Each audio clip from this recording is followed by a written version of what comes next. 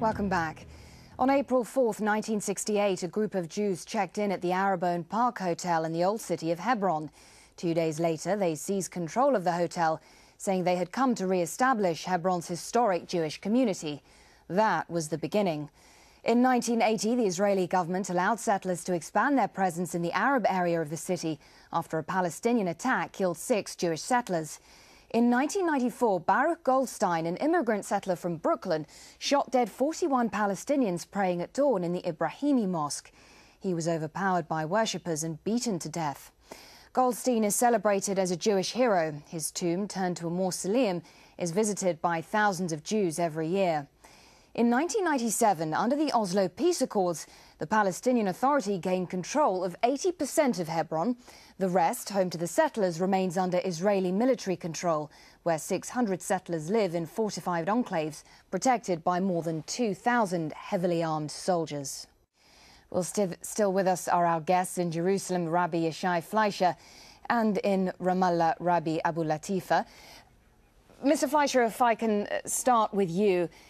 Looking ahead, can there be any sort of peace agreement unless the settlers are removed from the West Bank? I believe so. I believe that there will be a peace agreement in the Middle East. I believe that if you look at the big map of the Middle East, you'll see 23 Muslim countries all around and a very tiny Israel. And I think that we can certainly come to some kind of equitable deal to make peace in the Middle East if people would want that. I think that we're not going to divide our tiny little land and give that away to Islam or to Palestinians or to anybody else. I think that if anybody wants to live in our tiny sliver of land, they'll be welcome guests here, and I think that there's definitely peaceful relations that are going to come in the future. I think the real trouble here is the West that gets in between Israel and the Arabs. We are cousins. We are all Middle Easterners. Okay, you're saying that all the inhabitants of Hebron and the occupied territories should simply leave? No, I did not say that. I said that they will be able to live peacefully under Israeli sovereignty, those who choose that. We have a tiny, small Jewish country, and we must hold it down, and we're not going to give it away. I can't give away the place where my father and my grandfather are buried. I cannot. I simply cannot do Rabbi it. So I have to figure out some other kind kind of equitable decision. Well, I think international law has answered this very clearly. The 1967 occupied territory, that's the Gaza Strip, the West Bank, including East Jerusalem, is an illegally occupied land by Israel, and Israel has to evacuate it. So the international law has given an answer for that. And I don't know why your guest is speaking about the Middle East. I thought that the whole thing is about actually the occupied territory.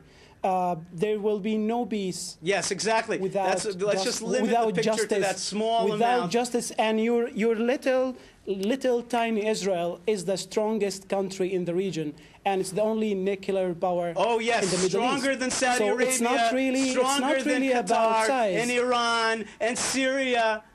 You know, it's so funny. How is it that Islam, how is it that the gigantic Islam that has this wonderful network called Al-Jazeera, how could it be that it's so weak compared to the time of Israel? Let's just focus on the issue here. Because I believe Yishai Fleischer, all right, gentlemen, if you could just both... I don't believe that they're weak. There's no point in speaking over each other. Let's just... according to their religious... Okay. Mr. Fleischer, the issue here is Israel's obligation to dismantle illegal settlements in the West Bank, isn't it? That's what you think the issue is. I think the issue is that the Jewish people should be allowed to live in the Middle East just as all the Arabs are allowed to live. You guys got to give us a chance to make our life here. You are the ones who don't want peace. Live in Israel. We will make peace with you. We will make peace. That we are from the Middle East just as any other Arab is, okay? Read the Bible. Where's Abraham from? Where's Ishmael from? Where's Isaac from? Where's Jacob from? We are family. We belong here just like you. Okay, and you won't kick us out of here. And if you want to make a deal with us, you will.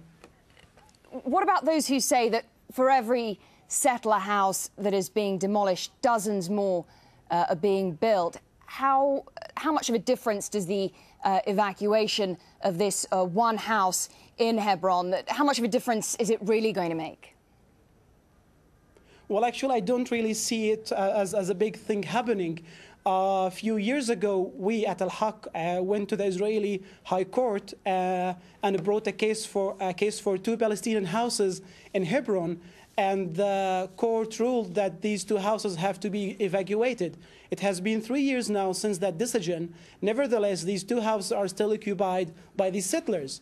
So I think it's not really about caring about Palestinian rights, or as if the Israeli army or the Israeli government has decided to start acting according to international law, but it's rather that the settlement movement in the occupied territory, it's basically serving Israeli political aims.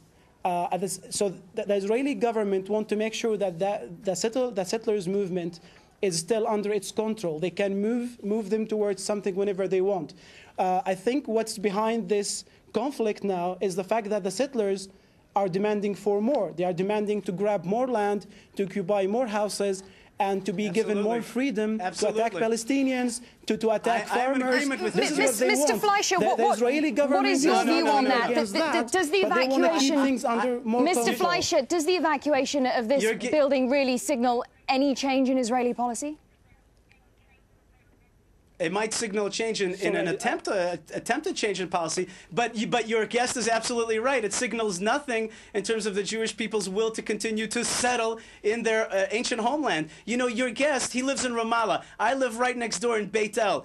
I was walking with my baby on the land in Beit El. I kicked over some rocks. I saw pottery there. I don't live in Ramallah. No, I live in a refugee camp. Okay, you're from Ramallah. I'm in Ramallah right now because Aljazeera studio is in Ramallah. Don't start telling me. I live in a refugee camp because my house was taken by settlers. Can stop telling me the sad stories about how poor they are. The Arab nations are some of the richest nations in the world. The Arab villages around me are loaded, much more loaded than I am. And I'm not here to steal their land away because of greed. I could have been a lawyer in New York City. I'm here to reclaim my ancient homeland, and I'm not afraid of your guests. And I'm not afraid to walk in my land with my baby. I don't know what kind of Could the tension that we've been seeing in Hebron spread to other areas of the West Bank now?